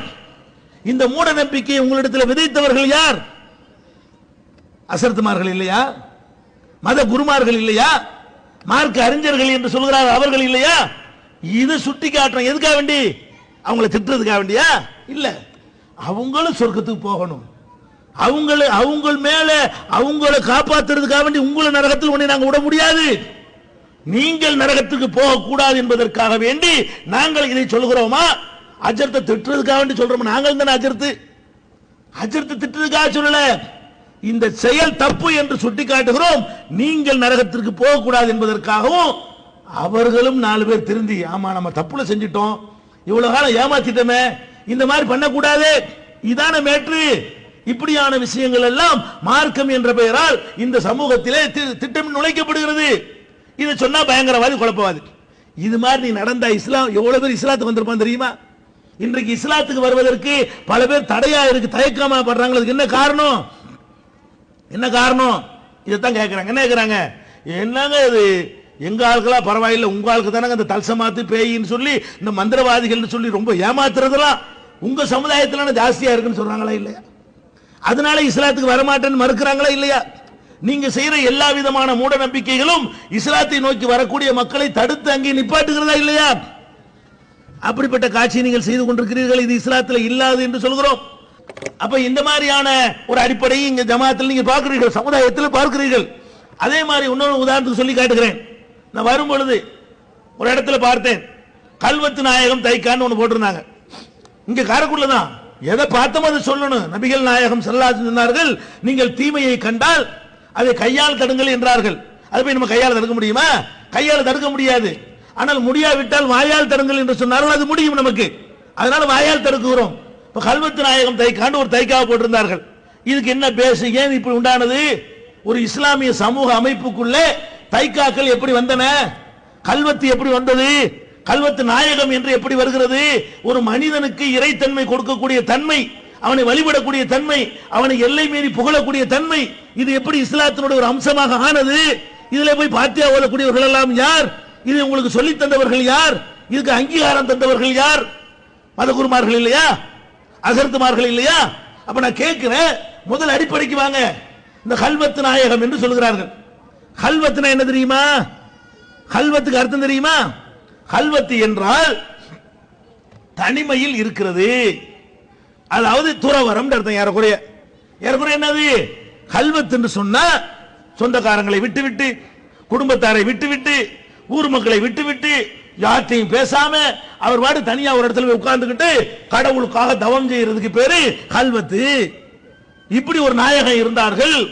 அந்த நாயகம் வாப்பாவுக்காக வேண்டி நாங்க என்ன பண்றோம், அது பண்றோம், இது பண்றோம்னு சொல்றீங்க. நான் கேட்கிறேன், இஸ்லாம் என்பது இந்த கல்வத்தை ஆதரிக்கிறதா? ஒரு மனிதன் அவன் இந்த சமூகத்திலிருந்து ஒதுங்கி சென்று நான் இறைவனுக்காக அர்ப்பணிக்க போகிறேன் என்று ஒருவன் சொல்வானேயானால் அது இஸ்லாத்தில் நல்ல செயலா? அது இஸ்லாத்தில் வரவேற்கத்தக்க செயலா? அல்ல அல்லாஹ் கண்டிக்கிற ஒரு செயலா? ஒருவர் எந்த மகானா இருக்கட்டும், எந்த பெரிய, இதை சொன்னா அவுலியாவை திட்டுன்னு சொல்லுவாங்க, சொன்னா சொல்லிட்டு எனக்கு கவலை கிடையாது. இந்த செயல் தப்பு என்றால் தப்புதான், அவுலியா செஞ்சால் தப்புதான். தப்பை சொல்வதற்கு நாங்கள் எவருக்கும் பயப்பட மாட்டோம். தெளிவா சொல்கிறேன், இஸ்லாமிய மார்க்கத்திலே மனைவியை விட்டுவிட்டு, சமூகத்தை விட்டுவிட்டு தனியாக நான் போய் ஒதுங்கி தவம் இருக்க போகிறேன் என்று சொல்வதை இஸ்லாம் அனுமதிக்கிறதா? திருக்குரான் தமிழாக்கம் தயாராகிவிட்டது. 8வது பதிப்பு. அனைவருக்கும் புரியும் எளிய நடை, தேவைப்படும் வசனங்களுக்கு தெளிவான விளக்கங்கள், கலை சொற்களின் விளக்கங்கள், திருக்குரான் எவ்வாறு அருளப்பட்டது, எவ்வாறு தொகுக்கப்பட்டது என்பது குறித்து முழுமையான விளக்கம், நபிகள் நாயகம் ஸல்லல்லாஹு அலைஹி வஸல்லம் காலம் முதல் இன்று வரை குரான் பாதுகாக்கப்பட்ட வரலாறு, திருக்குரான் இறைவனின் வார்த்தைகள் என்பதற்கான அடுக்கடுக்கான ஆதாரங்கள், முந்தைய பதிப்புகளை விட மெருகூட்டப்பட்ட செய்திகள், கூடுதலான பக்கங்கள், அழகிய வடிவமைப்பு, உயர்தரமான பைண்டிங். விலை ரூபாய் 300 மட்டுமே. வெளியீடு மோன் பப்ளிகேஷன்ஸ், நம்பர் 83/3, மூர் தெரு, மண்ணடி, சென்னை 1. போன் 65690810. பிஸ்மில்லாஹிர்ரஹ்மானிர்ரஹீம். அஸ்ஸலாமு அலைக்கும் வரஹ்மத்துல்லாஹி வபரகாத்துஹு. நல்ல ஒழுக்கம். தினசரி அதிகாலை படிக்க வேண்டி எந்திரிக்கவும், எழுந்தவுடன் காலையில் ஓதும் துபாவை ஓதவும், தினசரி எழுந்ததும் முதல் வேலையாக சுத்தமாக பல்துலக்கவும், தொழுகை கிழமையாக இருக்கக்கூடிய 2ஆம் மேல் படிக்கும் மாணவர்கள் ஃபஜர் தொழுகை அதாவது நேரத்திற்குள் தொழுவிட்டு தொழுகை காலங்களில் பெற்றோரிடம் கையெழுத்து வாங்கி வரவும், இரவு சீக்கிரமே தூங்கச் செல்ல வேண்டும். டிவியில் சினிமா, பாடல்கள், நாடகம் எதையில் பார்க்காமல் தூங்கும் முன் போதும் துபாவை சொல்லி இறைந்து தூங்கச் செல்லவும். அல்லாஹ்வுடைய தூதரும் காட்டித்தந்த வழிபடியும் குர்ஆன் ஹதீஸ் வழிபடியும் நம்ம அனைவரும் நடந்து வருமாக இன்ஷா அல்லாஹ். தெளிவா சொல்கிறேன், இஸ்லாமிய மார்க்கத்திலே மனைவியை விட்டுவிட்டு, சமூகத்தை விட்டுவிட்டு தனியாக நான் போய் ஒதுங்கி தவம் இருக்க போகிறேன் என்று சொல்வதை இஸ்லாம் அனுமதிக்கிறதா, கண்டிக்கிறதா? நபிகள் நாயகம் ஸல்லல்லாஹு அலைஹி வஸல்லம் அவர்கள்ட்ட வந்து எத்தனை சஹாபாக்கள் கேட்டார், அல்லாஹ்வுடைய தூதரே, நாங்கள் வந்து அல்லாஹ்வுக்காகவே நாங்கள் எங்களை அர்ப்பணிக்க போகிறோம், அதற்கு தடையாக மனைவி மக்கள் இருக்கிறார்கள், மனைவி என்பதற்காக நாங்கள் அவங்களுக்கு உழைச்சு சோறு போடணும் என்பதற்காக நாங்கள் இறை தியானத்தில் ஈடுபட முடியவில்லை, பிள்ளைகளை காப்பாற்ற வேண்டும் என்பதற்காக, அதற்கு சம்பாதிப்பதற்கு எங்கள் காலத்தை செலவிடுவதற்காக வணக்கத்தில் ஈடுபட முடியவில்லை. எனவே இருக்கிற மக்களுக்கு நீங்கள் ஒரு பர்மிஷன் தாருங்கள். என்ன பர்மிஷன்? ஆண்மையை நீக்கிக் கொள்வதற்கு அனுமதி தாருங்கள்.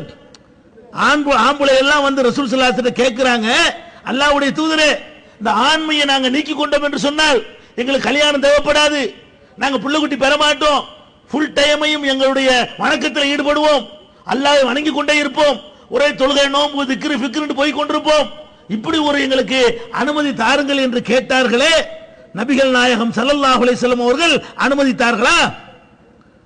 அழகான காரியம், எங்களுக்கெல்லாம் செய்ய முடியாத நல்ல காரியத்தை செய்கிறீர்கள், பொங்கல் பள்ளிவாசல்ல கடங்கள் சொன்னார்களா? அனுமதித்தார்களா? என்ன சொன்னாங்க? எவன் என்னுடைய சுன்னத்தை புறக்கணிக்கிறானோ அவன் என்னை சேர்ந்தவனே இல்லை என்று சொன்னார்கள். அப்ப ஒரு சமூகத்திலிருந்து ஒதுங்குதல் என்பது வணக்க வழிபாடு என்று காரணம் காட்டிக்கொண்டு பொண்டாட்டி, புள்ள, அண்ணன், தம்பி, மாமா, மச்சான், சொந்தம், பந்தம், ஊரு ஒண்ணு வேண்டாம் என்று ஒதுங்கி செல்வது என்பது இஸ்லாத்தில் தடுக்கப்பட்ட பாவமான குற்ற செயல். அந்த செயலை எவர் செய்தாரோ அவர் சைத்தானுடைய சகாவா இருப்பாரே தவிர அல்லாஹ்வுடைய நேசராக இருக்க முடியாது. நீ நாயகம் என்றவருக்கு பெயரை சூட்டினாலும் சரி, அவர் யாராக இருப்பார்? நபிகள் நாயகம் தடுத்ததை இஸ்லாத்தின் பெயரால் அவர் உண்மையிலே செய்திருப்பாரையானால் அவர் இஸ்லாமிய வட்டத்தில் இருக்க தகுதியற்றவர் என்று மார்க்க அறிஞர்கள் சொன்னீர்களா? மார்க்க அறிஞர்கள் தடுத்தீர்களா? இது போன்ற தைக்காக்கள் எழும்புவதை தவறு என்று விளக்கினீர்களா? அதனால் வருகிற விளைவுகளை சந்திப்பதற்கு தயாராக இருந்தீர்களா? ஆதரித்தீர்கள். இல்லை என்று சொன்னால் மௌன சாட்சிகளாக இருந்தீர்கள். இஸ்லாம் நபிகள் நாயகம் ஸல்லல்லாஹு அலைஹி வஸல்லம் காலத்திலே நடந்த சில நிகழ்வுகளை உங்களுக்கு நான் முன்வைக்கிறேன். நபிகள் நாயகம் ஸல்லல்லாஹு அலைஹி வஸல்லம் காலத்திலே 3 பேர் வருகிறார்கள். 3 பேர் வந்து பள்ளிவாசலில் அமர்ந்து சில செய்திகளை பேசிக் கொண்டிருக்கிறார்கள். என்ன பேசுகிறார்கள்?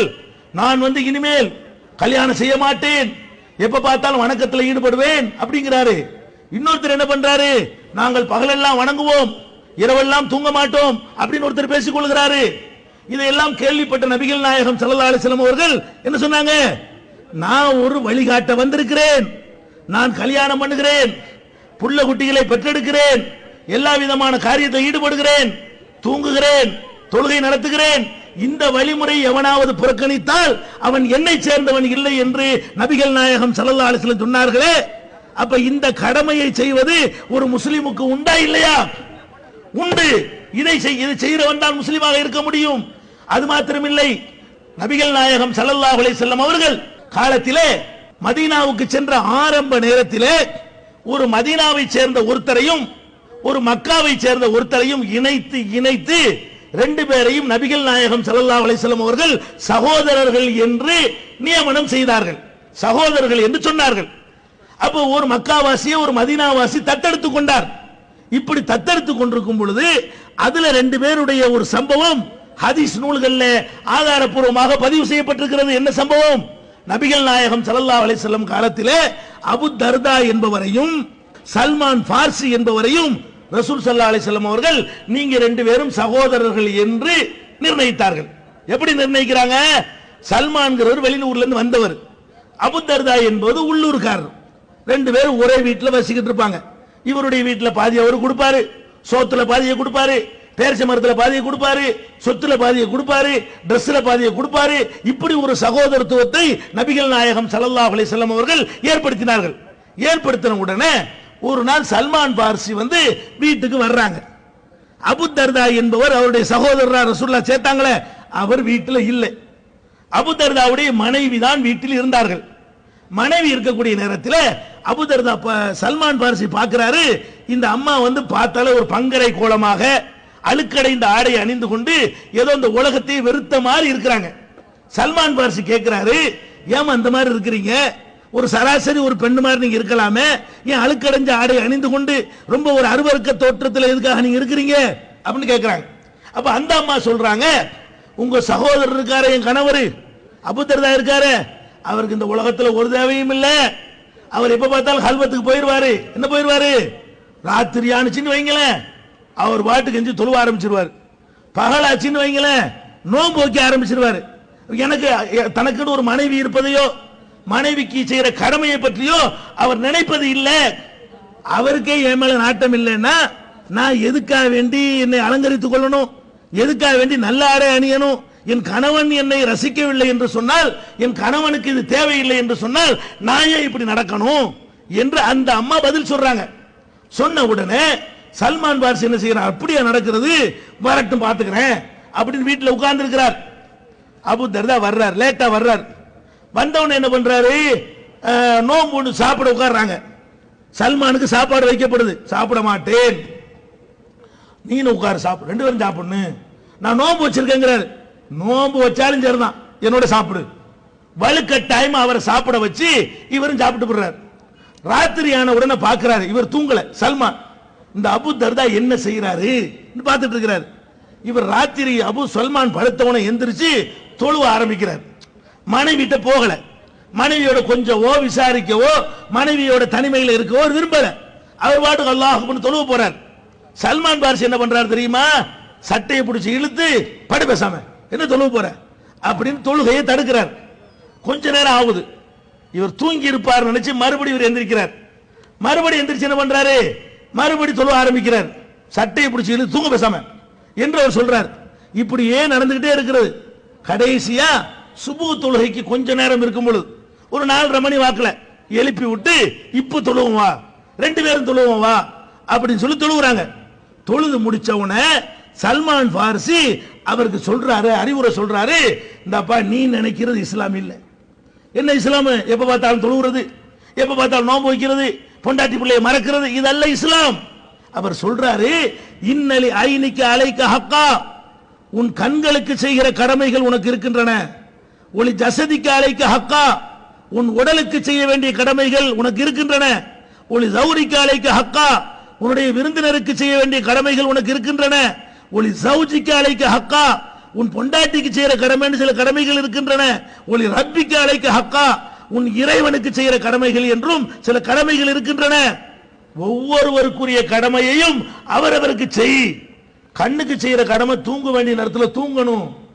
உடம்புக்கு செய்யற கடமை அது கொடுக்க வேண்டியதை கொடுக்க வேண்டிய நேரத்தில் கொடுக்கணும், சோத்தை கொடுக்கணும். மனைவிக்கு செய்யற கடமை அவளுக்கு இல்லற சுகத்தையும் கொடுத்து அவளை சந்தோஷமா வைத்துக் கொள்ள வேண்டும். அல்லாஹ்வுக்கு செய்யற கடமை இதெல்லாம் செஞ்சது போக எஞ்சிய நேரத்தில் அவன் கடமையாக்கியதை செய்துவிட்டு உபரியானதை செய்ய வேண்டும். இப்படித்தான் நீ செய்யணுமே தவிர நீ எப்ப பார்த்தாலும் கடவுளுக்காக நான் கல்வத்தில் இருக்க போறேன்னு சொல்லி தனிமையில போய் பொண்டாட்டி பிள்ளைலாம் விட்டுட்டு போனேன்னு சொன்னா இது இஸ்லாம் இல்ல என்று அவர் சொல்றார். சொன்னாலும் இவருக்கு ஒத்துக்கல. யாருக்கு? அபு தர்தாவுக்கு. இந்த மனுஷனை ரசூலுல்லாஹ் சேர்த்து விட்டாங்க. கோவமா இல்லையா? புரியாதவர்களுக்கு இதை சொல்லும் பொழுது என்ன இபாதத்தை குறை சொல்றார்களே, அப்படி சில பேருக்கு ஆத்திரம் வரும். அந்த மாதிரி அபூ தர்தாவுக்கு ஆத்திரம் வருகிறது. என்ன ஆத்திரம் வருது? இந்த மனுஷனை நம்மளோட சேர்த்து விட்டு நம்ம தொழுகையும் கெடுத்து நம்ம நோன்பையும் கெடுத்து எல்லாத்தையும் நாசமாக்கி விட்டார் என்று சொல்லி அவருக்கு ஒரு ஆத்திரம் வருகிறது.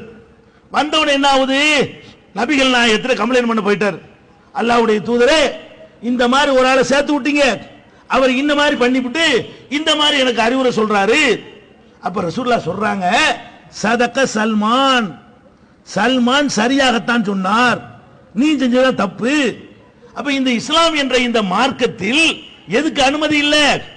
தனித்து இருக்கிறேன் என்று போய் ஒதுங்கிக் கொள்வதற்கு, எல்லாத்தையும் விட்டு ஒதுங்கிக் கொள்கிறேன் என்று சொல்றாங்களே, அப்படி சொல்வதற்கு இந்த மார்க்கத்தில் அனுமதி இல்லை. மக்களோடு வாழ வேண்டும். இன்னும் சொல்ல போனா மக்களோட வாழ்ந்தால்தான் நீங்கள் நன்மையை ஏவ முடியும், தீமையை தடுக்க முடியும், 4 பேருக்கு உதவ முடியும், எவன் வறுமையில் இருக்கான்னு கண்டுபிடிக்க முடியும், எவ்வளவோ சமூக சேவையில் ஈடுபட முடியும். அப்ப இந்த மாதிரியான ஏராளமான நன்மைகளை அவர்கள் இழப்பார்கள் என்று நபிகள் நாயகம் ஸல்லல்லாஹு அலைஹி வஸல்லம் காட்டி இருக்க நம்ம என்ன பண்றோம்? அதெல்லாம் தேவையில்லை என்கிற அளவுக்கு, அது ஒரு சரியான சித்தாந்தம் என்ற அளவுக்கு ஒரு நம்பி இப்படி ஒரு பெயரையும் சூட்டி, கல்வத்தின் பெயரை சூட்டி அதை சொல்லுகிற காட்சியை பார்க்கிறோமே, இது இஸ்லாம் அனுமதிக்குமா? ஒரு காலம் அனுமதிக்காது. இன்னும் சொல்ல போனால் நபிகள் நாயகம் ஸல்லல்லாஹு அலைஹி வஸல்லம் அவர்கள் திருமணம் செய்வதை வலியுறுத்தி இருக்கிறார்கள் என்று ஒரு பக்கம் சொல்லிவிட்டு இன்னொரு பக்கத்திலே திருமணம் செய்வதை கண்டித்து கேலி செய்து அதை அசிங்கப்படுத்தி பேசுகிறார்களே, அவர்களை பெரியார்கள் மகான்கள் என்று சொல்லக்கூடிய நிலைமையையும் நாம் இன்றைக்கு பார்த்துக் கொண்டிருக்கிறோம். நபிகள் நாயகம் சொன்னார்கள், மன் ரகிப அன் சுன்னத்தி ஃபலைஸ மின்னி, திருமணம் என்ற என்னுடைய சுன்னத்தை யார் புறக்கணிக்கிறானோ அவன் என்னை சேர்ந்தவன் இல்லைன்னு சொன்னார்களா இல்லையா? அப்ப இஸ்லாத்திற்கு எதிரான கருத்துக்களை எல்லாம் சொல்லிவிட்டு மகான்கள் பெரியார்கள் என்று ஒரு பக்கம் அறிமுகப்படுத்தக்கூடிய ஒரு கொடூரம் இங்கே நிகழ்கிறதா இல்லையா? இதுகளை எல்லாம் நாம் என்ன செய்யணும்? சுட்டி காட்டினால் உடனே என்ன செய்கிற சிலர் கோபம் வருகிறது. எதனால? ஊறி போய் விட்டது, சில பழக்கங்களுக்கு அடிமையாகி விட்டார்கள், சிறு வயசிலே சில சிந்தனைகள் விதைக்கப்பட்டு விட்டது. ஆனால் மறுமையில இதை சொன்னால் எடுக்குமா? நாங்கள் 50 வருஷமாக அதை செய்து வருகிறோம் என்று சொன்னால் அல்லாஹ் எடுத்துக்கொள்வானா? நாங்கள் 100 வருஷமா இப்படித்தான் எங்கள் சொல்லித்தரப்பட்டதுன்னா அல்லாஹ் ஒத்துக்குருவானா? அடே, குர்ஆன்ல இருந்துச்சா, ஹதீஸ்ல இருந்துச்சா என்று அல்லாஹ் கேட்க மாட்டானா? இந்த அச்சமற்ற நிலையை நாம் பார்க்கிறோம். இன்னும் சொல்ல போனால் இன்றைக்கு விவகாரம், முக்கியமான விவகாரம் எதில் ஆரம்பிக்க தெரியுமா? இன்றைக்கு மதகுருமார்கள் ஹஸரத்துமார்களுக்கும் நமக்கும் உள்ள பெரிய பிரச்சனை எதுல வருதுன்னு கேட்டா மதுஹப்ல வருது. நிறைய விஷயங்கள் இருக்கிறது. அடிப்படையான விஷயம் என்ன? அவர்களுக்குள்ளே நிறைய கருத்து வேறுபாடுலாம் இருக்குதுங்க, அதெல்லாம் கண்டுக்கிற மாட்டேங்கிறாங்க. அவங்களுக்குள்ளேயே மதகுருமார்களுக்குள்ளே எடுத்து பார்த்தீர்களே ஆனால் தர்கா கூடாது என்று சொல்லக்கூடியவர்களும் அப்படிப்பட்ட உலமாக்களும் அங்கே இருக்கிறார்கள். தர்காவெல்லாம் கூடும் என்று சொல்லக்கூடியவர்களும் அங்கே இருக்கிறார்கள். 2 அணியாக இருக்கிறார்கள்.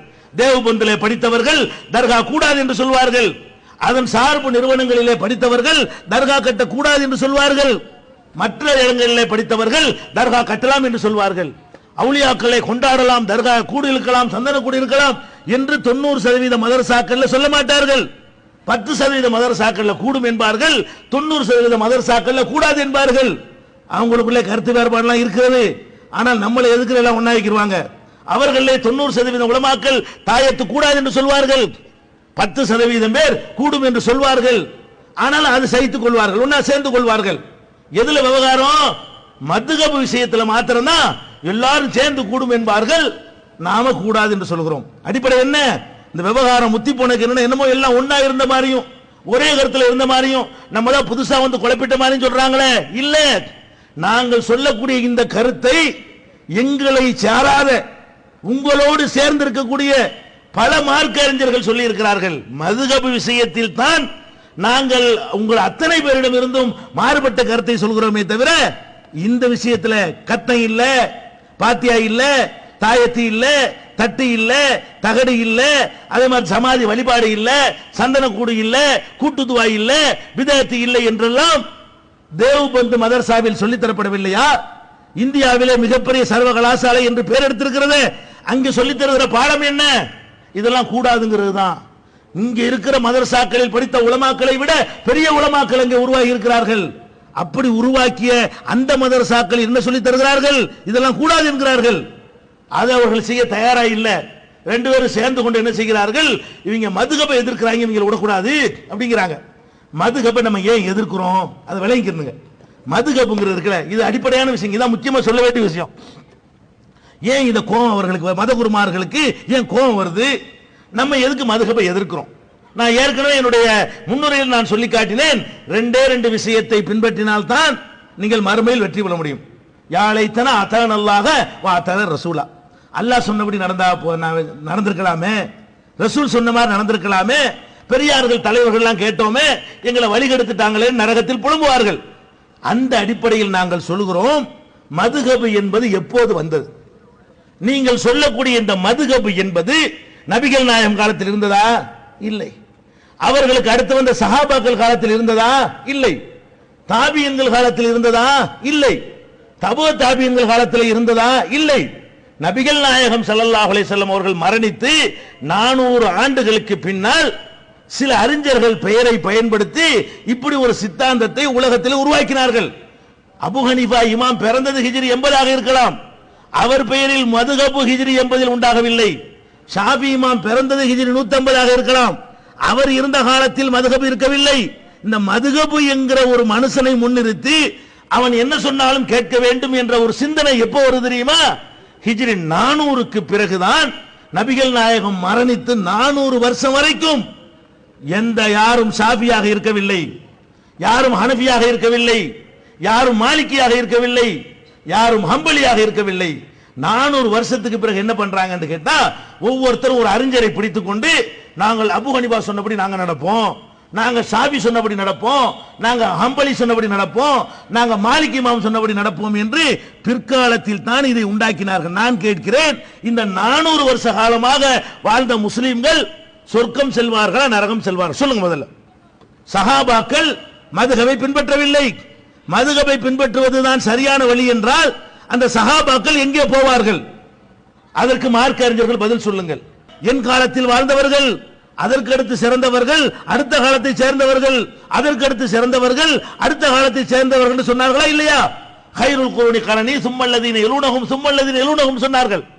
இந்த 3 சிறந்த காலங்களில் ஷாஃபி மதுஹப் இருந்ததா, ஹனபி மதுஹப் இருந்ததா, மாலிக் மதுஹப் இருந்ததா, ஹம்பலி மதுஹப் இருந்ததா, சௌரி மதுஹப் இருந்ததா, அவுசாரி மதுஹப் இருந்ததா, லாஹிரி மதுஹப் இருந்ததா? ஒரு மதுஹபும் இருக்கவில்லை.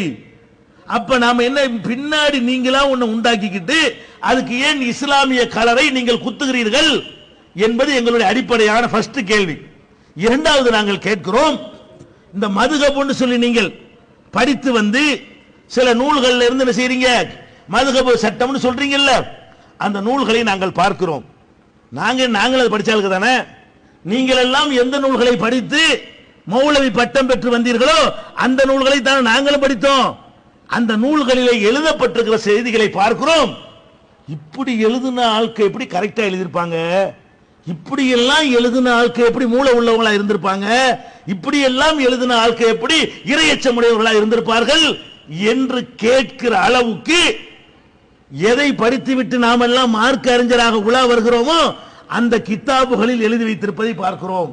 எப்படி பார்க்கிறோம் பாருங்க. உதாரணத்துக்கு நான் சொல்றேன், ஹனபி மதுஹப் என்று சொல்லக்கூடிய மதுஹபிலே முக்கியமான கித்தாபு துருல் முக்தார். இந்த கித்தாபை எல்லா மார்க்க அறிஞர்களும் படித்துவிட்டு தான் மூளை பட்டம் வாங்குகிறார்கள். நீங்கள் ஏதாவது ஒரு சட்டம் கேட்டீர்களே ஆனால் துருல் முக்தார்ல இருக்கிற குர்ஆன்ல இருந்து காட்ட மாட்டார்கள், ரசூலுல்லாஹ் நபிகள் நாயகத்தை காட்ட மாட்டார்கள். ரொம்ப பிற்காலத்தில் 400-500 வருஷத்துக்கு முன்னாடி எழுதப்பட்ட கிதாப் இருக்குது, துருல் முக்தாரை எடுத்து துருல் முக்தார்ல இப்படித்தான் இருக்கிறது அப்படின்னு சொல்லுவார்கள்.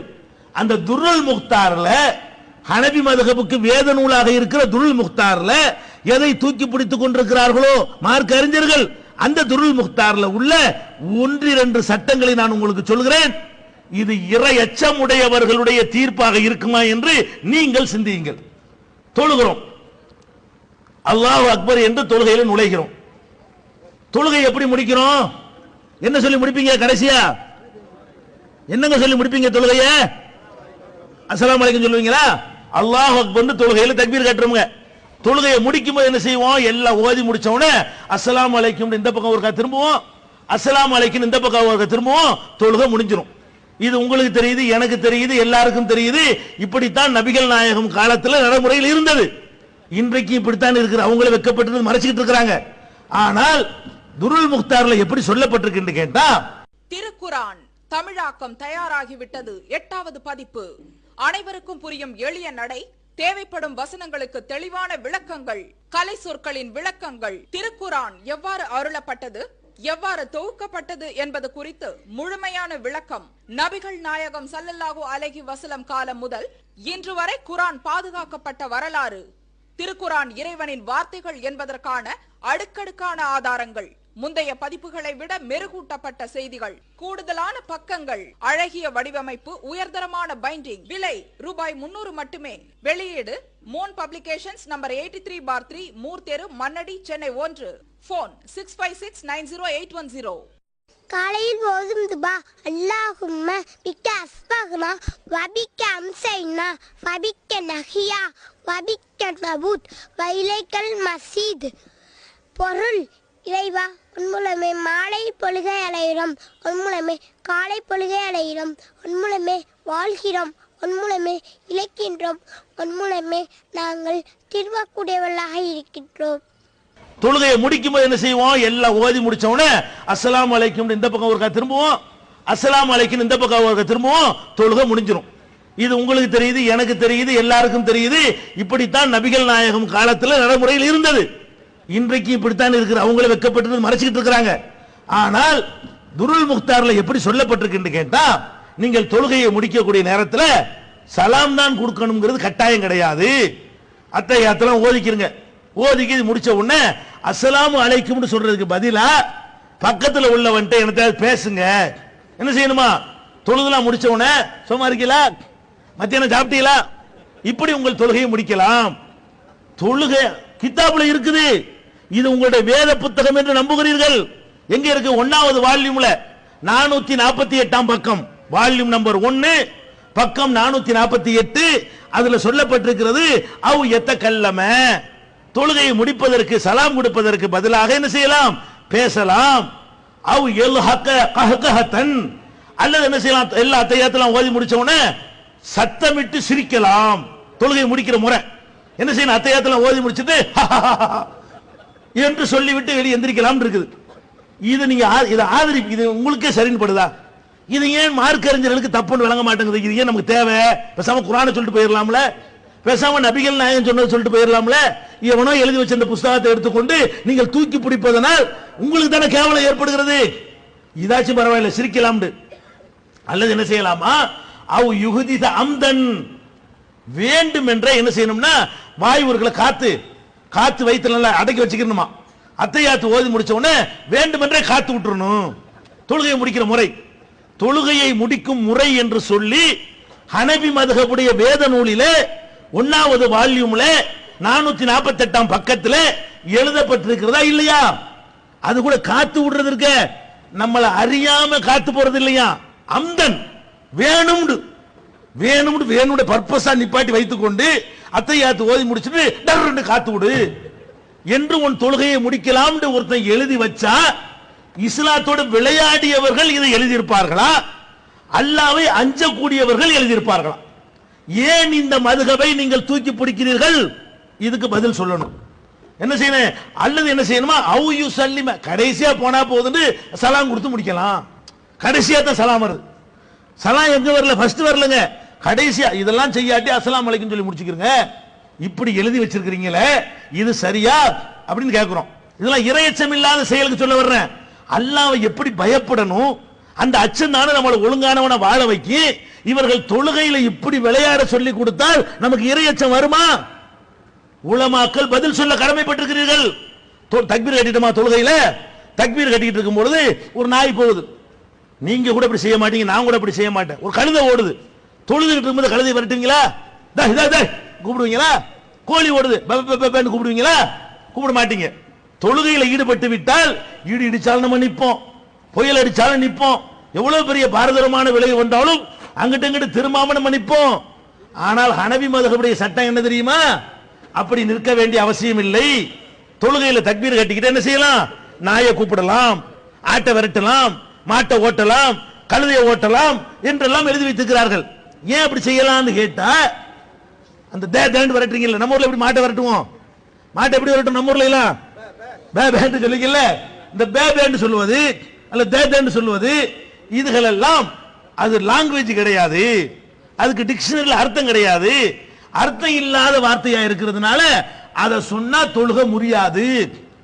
தக்பீர் கட்டிட்டு என்ன செய்யலாம், தொழுகையில் நின்றுக்கிற வேண்டியதுங்க.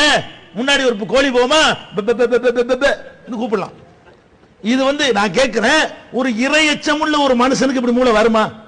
நம்ம எங்க நிக்கிறோம், யாருக்கு முன்னாடி நிக்கிறோம், எதுக்காக வேண்டி நிக்கிறோம், அங்க எப்படி நிக்கணும் என்று உங்களுக்கு எனக்கு எல்லாருக்கும் தெரிஞ்சிருக்கிற ஒரு விஷயம். நீங்கள் வேத புத்தகம் என்று நம்புகிற துருல் முக்தாருடைய ஆசிரியருக்கு தெரியல என்று சொன்னால் அதை நீங்கள் தூக்கி பிடிப்பீர்களே. ஆனால் இது சரியா வரும். இது எங்க இருக்கிறது? அதே துருல் முக்தார் 1வது வால்யூம்ல 614வது பக்கத்தில் எழுதி வைத்திருக்கிறீர்களே, இது சரியா என்று கேட்கிறோம். அதே மாதிரி பள்ளிவாசல் ஒரு அஜர்த்தை சேர்க்க வேண்டி இருக்குது, ஒரு அஜர்த்தை பேசிமாமாக சேர்க்க வேண்டி இருக்கிறது. பேசிமாமா சேர்க்கிறா என்ன பண்ணுவோம், நல்ல கிராத்து நல்லா இருக்கான்னு பார்ப்போம், நல்லா ஓதுவாரா, நல்ல அழகா தொழுவிப்பாரா, சட்டங்கள்லாம் தெரியுமா.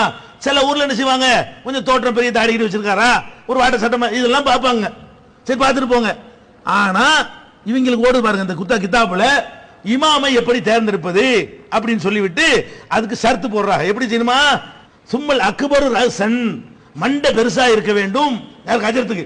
ஒரு ஆள் அஜர்த்தா சேர்க்கிறதா இருந்தா அவருக்கு என்ன இருக்கணுமா, சூப்பு போடுறதுக்கா? ஆட்டுத்தலை வாங்கும் போது மண்டை பெருசா வாங்கிட்டு போ. ஒரு மனுஷனை இமாமா சேர்க்கும் பொழுது மண்டை எதுக்கு பெருசா இருக்குன்னு, சும்மல் அக்பர் ரசன், மண்டை பெருசா இருக்குன்னு. இதாச்சும் பரவாயில்ல. ஒரு அசுகரி உழுவன், உறுப்பு சின்னதா இருக்குன்னு எழுதி வச்சுக்கிறாங்க. எங்க கற்பனையா சொல்லல, அரபி மூலத்தை வாசிக்கிறேன். 1வது வால்யூம் 558ஆம் பக்கம் கிதாபு துருல் முக்தாரு. நீங்கள் 7 வருஷம் இதை படித்தீர்களோ அந்த கிதாபு, இதையும் சரி என்று நீங்கள் சொல்கிறீர்களா? இப்படித்தான் பள்ளிவாசல்ல நீங்கள் இது பண்ண வேண்டுமா? அப்ப இதெல்லாம் நம்ம எதிர்பார்க்கிறோம். இதெல்லாம் ஒரு விவரமுள்ள ஆட்க உண்டாக்குனது கிடையாது. இந்த மதுஹப்னு சொல்லக்கூடியதெல்லாம் நமக்கு விளங்குற விவரம் கூட அவர்களுக்கு இருக்கவில்லை. அப்படிப்பட்டவர்கள் தான் இதை உண்டாக்கி வைத்திருக்கிறார்கள் என்பதற்கு 1-2 உதாரணத்தை பார்க்கிறோம். இன்னும் சொல்ல போனால் இப்ப காரைக்குடி இருக்கு பாருங்க, அவங்க சட்டப்படி மதுஹப்பை பின்பற்ற நீங்க உண்மையாளர்களாக இருந்தால் காரைக்குடியில் ஜும்மா தொழுவ கூடாது. ஏன் தெரியுமா? ஜும்மா தொழுவ கண்டிஷன் போடுறாங்க. எந்த ஊரில் ஜும்மா தொழுவணும் தெரியுமா? எந்த ஊர்ல ஒரு இஸ்லாமிய காலி, இஸ்லாமிய நீதிபதி இருக்கிறாரோ, இஸ்லாமிய ஆட்சியாளர் இருக்கிறாரோ, அந்த மாதிரி குல்லு பலதின் லஹு அமீருன் வகாலின், எந்த ஊருக்கு ஒரு அமீர், ஒரு இஸ்லாமிய ஆட்சியாளரும் வகாலின் இஸ்லாமிய நீதிபதியும் இருக்கிறாரோ அந்த ஊர்ல தான் ஜும்மா தொழுவணும். அப்படி இல்லாத ஊர்ல தொழுனா செல்லாதுங்கிறாங்க. இப்ப காரைக்குடியில் இஸ்லாமிய நீதிபதியும் கிடையாது, இஸ்லாமிய ஆட்சியாளரும் கிடையாதுல. இந்தியாவில் எங்கேயும் தொழ முடியாது. இந்தியாவில் ஜும்மா தொழுவ ஏலமா? மதுஹப் 4 மதுஹப் பின்பற்றாட்டி பள்ளிக்கு வரக்கூடாதுங்கிறீங்களே. அப்ப ஃபர்ஸ்ட் மதுஹப் பின்பற்றி சும்மா நிப்பாட்டுங்க. அப்ப மதுஹப்ங்கிறது பொய்ன்னு அவ்வளவு நடைமுறையில் காட்டிட்டு இருக்கிற, மதுஹப் கடைபிடிக்க இயலாது, பொய் தான். இந்த மாதிரியான சமாச்சாரங்கள் எல்லாம் பார்க்கிறோம். அதே மாதிரி பல் துலக்கிறோம்ல, பல் துலக்கிறதுக்கு ஒரு குச்சி வச்சிருப்பாங்க. அந்த குச்சிக்கு ஷர்த்துன்னு தெரியுமா? அதுக்கு பயங்கரமான ஷர்த்து. அது ஒரு ஜான் இருக்கணும், இப்ப நட்டி வைக்க கூடாது, படுக்க போடக்கூடாது, இருக்குமா பிடிக்க கூடாது, பைத்தியம் பிடிச்சிடும். இந்த மாதிரியான ஒரு லூஸ்தனமான சட்டங்களை எல்லாம் பல் துலக்கும் குச்சிக்குன்னு ஒரு சட்டம் எழுதி வச்சுக்கிறாங்க 1வது வால்யூம்ல 114ஆம் பக்கத்துல. இதெல்லாம் மார்க்கமா? திருக்குர்ஆன் தமிழாக்கம் பி ஜைனுல் ஆப்தீன். தேவைப்படும் வசனங்களுக்கான தெளிவான விளக்கங்கள், அரபு கலை சொற்களுக்கான விளக்கங்கள், எந்த தலைப்பை பற்றிய வசனத்தையும் மிக எளிதாக தேடியெடுக்கும் வகையிலான விரிவான பொருள் அட்டவணை. நபிகள் நாயகம் ஸல்லல்லாஹு அலைஹி வஸல்லம் காலம் முதல் இன்று வரை குர்ஆன் பாதுகாக்கப்பட்ட வரலாறு, குர்ஆன் இறைவனின் வார்த்தைகள் என்பதற்கான அடுக்கடுக்கான சான்றுகள், இத்துடன் அழகிய வடிவமைப்பு, உயர்தரமான பைண்டிங். விலை ரூபாய் 200 மட்டுமே. வெளியீடு Moon publication, number 3, post office தெரு, மண்ணடி, சென்னை 1. Phone number 55690810. இதெல்லாம் ஒரு அறிவுடையவர்கள் சிந்தனையில் வரக்கூடிய ஒரு விஷயமா என்று சிந்தித்து நீங்கள் பார்க்க வேண்டும். அது மாத்திரம் இல்லைங்க, உங்களுக்கு வணக்கத்தை விட்டுருவோம், நடைமுறையில் உள்ள சில விஷயத்தை உங்களுக்கு சொல்றேன். ஒருத்தன் ஒரு பெண்ணை கல்யாணம் பண்றான், ஒரு பெண்ணை கல்யாணம் பண்றான், கல்யாணம் பண்ணிட்டு வெளிநாட்டுக்கு போறேன்னு போறான், ஆளை காணோம். போன காண 1 வருஷம் ஆச்சு, 2 வருஷம் ஆச்சு, இருக்கிறானா, செத்தானா, சிங்கம் முடி சாப்பிட்டுருச்சா, யாராவது சுட்டு கொண்டு விட்டாங்களா, எங்க இருக்கான்னு தெரியவே இல்லை. வருஷம் 1வது, 2வது, 3வது, 4வது. இப்ப ஹனபி மதுஹப்ல போய் நீங்க சட்டம் கேட்கறீங்க. உங்க மகள் இப்படி ஆயிடுச்சுன்னு வைங்க, உங்க தங்கச்சின்னு வைங்க, தங்கச்சியை கல்யாணம் பண்ணிட்டு ஒருத்தன் வெளிநாட்டுக்கு போனா வருஷம் 1, வருஷம் 2, வருஷம் 3 ஆயிடுச்சு. இப்போ எங்களுக்கு ஃபத்வா தாங்க, நாங்க என்ன செய்யறது? இந்த பொண்ணு இப்படி உட்கார்ந்துட்டு இருக்குல்ல, கல்யாணம் பண்ணி 3 மாசம் தான் வாழ்க்கை நடத்தி இருக்குது, இது பொண்ணுக்கு ஒரு வழி சொல்லுங்க, அவன் இருக்கானா இல்லையான்னு தெரியல, அதுக்கான காலமெல்லாம் அப்படி உட்கார்ந்துருக்கணுமா அந்த பொண்ணு அப்படின்னு சொல்லி நீ கேட்கறீங்க. ஹனபி மதுஹப்ல சட்டம் சொல்றாங்க. எப்படி சட்டம்னு கேட்டா, அது ஒன்றும் பிரச்சனை கிடையாது. என்ன செய்யணும்? நீங்க ஒரு 120 வருஷம் வெயிட் பண்ணுங்க. எவ்வளவு வருஷம்? 120 வருஷம் வெயிட் பண்ணணுமா? 120 வருஷத்துக்கு பிறகு வரல என்று சொன்னா இந்த பொண்ணு கல்யாணம் பண்ணி வைங்க. எழுதி வச்சுக்கிறானுங்க. அதாவது 4வது வால்யூம்ல 296 பக்கத்தில் இருக்கிறது, துருல் முக்தார்ல 4வது வால்யூம்ல 296 பக்கத்தில் இருக்கிறது. 3 அதுல பயங்கரமான கருத்து வேறுபாடு. ஒரு ஆள் 120 வருஷம்ங்கிறாரு. 120 ரொம்ப அநியாயமா இருக்குது, அதுக்கு என்ன செய்யலாம்? 90 போட்டுக்குருவோம். அவங்க இறக்கம் காட்டுறாங்க, இறக்கம் 90 வருஷம் போட்டுக்குருவோம். இன்னொரு ஆள் இறக்கம் காட்டி ஒரு 60 வருஷங்கிறார், 60 வச்சுக்கிறோம், 120 வேணாம். 60 வருஷங்கிறிய இந்த பொண்ணுக்கு கல்யாணம் பண்ணும்போது ஒரு 20 வயசு ஆகுது. இன்னொரு 60 வருஷம் அவன் தொலைஞ்சு போய் 3 வருஷம் தொலைஞ்சு போயிட்டான். இன்னொரு 60 வருஷம்ங்கிற 80 வயசு ஆச்சு. 80 வயசுல எவ்வளவு கல்யாணம் வேணும்? 80 வயசுல எந்த பொண்ணுக்கு கல்யாணம் தேவைப்படும்? 80 வயசுக்கு இருப்பாள முதல்ல, இருந்தா கல்யாணம் தேவைப்படுமா? அப்ப என்ன பண்ணணும்? இதுக்கு என்னடா சட்டம்னு கேட்டா இவங்க ஆராய்ச்சி பண்றாங்களாம். இத இந்த மாதிரி ஆராய்ச்சி பண்ற ஆளுக்கு மூளை இருந்திருக்குமா? நான் கேட்கிறேன். நான் மார்க்கறிஞர்கள் கேட்கிறேன், உங்களுக்கு இருக்கிற அறிவு கூட இந்த நூலாசிரியர்களுக்கு இல்லை. நீங்கள் ஏன் உங்களை விட மூடர்களை தலைவர்களை ஏற்றுக்கொண்டிருக்கிறீர்கள்? நான் கேட்பேன் தெரியுமா? இப்ப நம்ம முன்னாடி வாழ்கிறார்களே மதகுருமார்கள், இவங்களுடைய மூளை இதை விட கூட இருக்கிறது, இவங்களுடைய அறிவு இதை விட கூட இருக்கிறது. இவங்களுடைய சரின்னு சொல்ல மாட்டேங்கிறாங்க. ஆனால் இவர்கள் எதை தூக்கி பிடிக்கிறார்களோ அந்த மதுஹப் கிதாபுல இருக்கிறது 60 வருஷம் 90 வருஷம் 120 வருஷம் வெயிட் பண்ணுங்க. அப்ப 120 வருஷம் வெயிட் பண்ணுங்கன்னு சொல்லக்கூடிய ஒரு ஃபத்வா, அது ஃபத்வாவா? அதுல பயன் இருக்கிறதா? இது என்னடா சட்டம் கேட்க மாட்டான், கேலி செய்ய மாட்டான். இப்படி கேலிக்குரிய சட்டங்களை எல்லாம் எடுத்து வைத்திருக்கிறீர்களே, இது சரியா? சிந்தித்து பார்க்க வேண்டும். அதே மாதிரி 4வது வால்யூம்ல 31ஆம் பக்கத்தில் ஒரு சட்டம் எழுதி வைத்திருக்கிறார்கள். இதை பார்த்தவொன்னு விளங்கி இருக்கிறது, இந்த சட்டம் ஏன் எழுதினார்கள்? என்ன சட்டம் தெரியுமா? ஒரு மனுஷன் தப்பு செய்யறாங்க, இந்த ஜனநாயக நாடா இருக்கட்டும், உலகத்தில் பல நாடுகளா இருக்கட்டும், நபிகள் நாயகம் காலத்தில் கூட என் மகள் ஃபாத்திமா திருநாள் கூட கையை வெட்டிடுவேன்னு சொன்னாங்க. சட்டத்தின் முன்னால் அனைவரும் சமம் என்பது இஸ்லாம் உலகத்துக்கு சொன்ன கோட்பாடு. அவங்க எழுதி வச்சிருக்கிறாங்க, லா ஹத்தலில் கலீஃபத்தி கலீஃபா அல் கலீஃபத்து லா யுஹத்து, கலீஃபாவுக்கு தண்டனை கிடையாது. ஜனாதிபதி என்ன தப்பு வேணாலும் செய்யலாம், யார் வீட்டு பண்ணாடி எவங்க கூட்டி போனாலும் சரி. கலீஃபாவா இருந்தார்னு சொன்னா, ஜனாதிபதியா இருந்தார்னு சொன்னா, ஜனாதிபதிகள் ஆட்சியாளர்கள் சட்டத்திற்கு அப்பாற்பட்டவர்கள். இப்படி எழுதி வச்சுக்கிறீங்களே, இது அந்த காலத்து முகலாய மன்னர்களை திருப்திப்படுத்துறதுக்கு தானே எழுதுனீங்க? இறை எச்சத்தோடு எழுதுனா அப்படி சொல்லியிருப்பீங்களா? குர்ஆன்ல இதுக்கு அனுமதி இருக்கிறதா? ரசூலுல்லாஹ்வுடைய ஹதீஸ்ல அனுமதி இருக்கிறதா? இது 4வது வால்யூம்ல 31ஆம் பக்கத்தில் இருப்பதை பார்க்கிறீர்கள். நம்ம ரொம்ப மதிக்கிறது குர்ஆன். நம்ம முஸ்லிம்கள் ரொம்ப மரியாதைக்குரிய பொருள் எதுங்க? குர்ஆன். அந்த குர்ஆன்லயே நம்ம ரொம்ப மதிக்கிறது எது? அல்ஹம்து சூராவை. குர்ஆன் ரொம்ப உயிருக்கு மேலான விஷயம். குர்ஆனை எதிர்த்து எவனாவது பண்ணிட்டான்னு சொன்னா போராட்டம் பண்ணி கொண்டிருக்கிறோம். அப்படி மதிக்கக்கூடிய குர்ஆனை, அதுல உள்ள அல்ஹம்து சூராவை இவர்கள் மதிக்கிற லட்சணத்தை நீங்கள் பார்க்கலாம். 1வது வால்யூம்ல 210ஆம் பக்கத்துல ஒரு மனிதனுக்கு மூக்கில் ரத்தம் வடிந்து கொண்டே இருக்கிறது. அதுக்கு என்ன செய்யலாம் என்று கேட்டால் அவங்க சொல்றாங்க, அல்ஹம்து சூராவை ரத்தத்தில் தொட்டு எழுதலாம். எதுங்க? திருக்குர்ஆனுடைய தாய் என்று சொல்லக்கூடிய எதை ஓதாவிட்டால் தொழுகை செல்லாது என்று சொன்னார்களோ அந்த அல்ஹம்து சூராவை மூத்திரம் பேஞ்சி மூத்திரத்தில் தொட்டு அதனால நெத்தியில எழுதுன்னு சொல்லக்கூடிய ஒருவர் மார்க்கறிஞரா? அப்படி சொல்லக்கூடிய ஒருவருடைய நூலில் உள்ள விஷயங்களை நீங்கள் பின்பற்றலாமா? எதற்காக இதை தூக்கி பிடிக்கிறீர்கள்? குர்ஆன் உங்களுக்கு போதவில்லையா? ரசூலுல்லாஹ் போதவில்லையா? அல்லாஹ்வும் ரசூலும் சொல்லாத எதை கூடுதலாக சொல்லிவிட்டார்கள்? இதுதான் சொல்லியிருக்கிறார்கள்.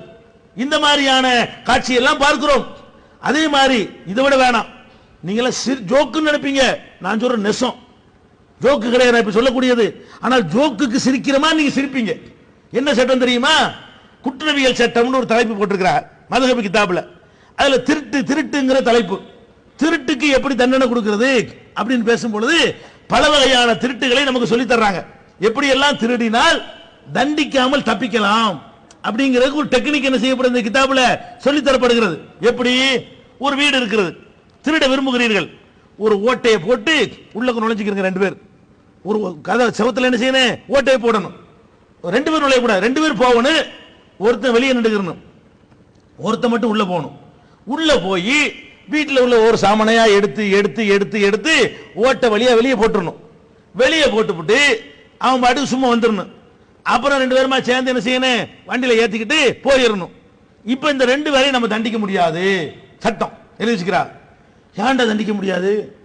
வெளியே இருந்தானே, அவன் வெளியே கடந்த பொருளை தானே எடுத்தான், அவனை உள்ள போய் எடுத்தான், அவனு திருடல, உள்ள போன ஜாமான எடுத்துக்கிட்டான் வந்தான், அவன் உள்ள வெறுங்கையை வீசிட்டு போனா வெறுங்கையோட வந்துட்டான், அவன் உள்ள போனவன் சும்மா வந்தான், அவனும் திருடல. இந்த வெளியே இருந்த ஜாமான வண்டியில ஏத்தினான், அவன் யாரு? அவனும் திருடலையே. உள்ளுக்குள்ள போய் எடுத்தா தான் திருடன், இவன் வெளியில உளுந்த பொருளை எடுத்தான். இப்படின்னா எவனையாச்சும் தண்டிக்க இயலுமா?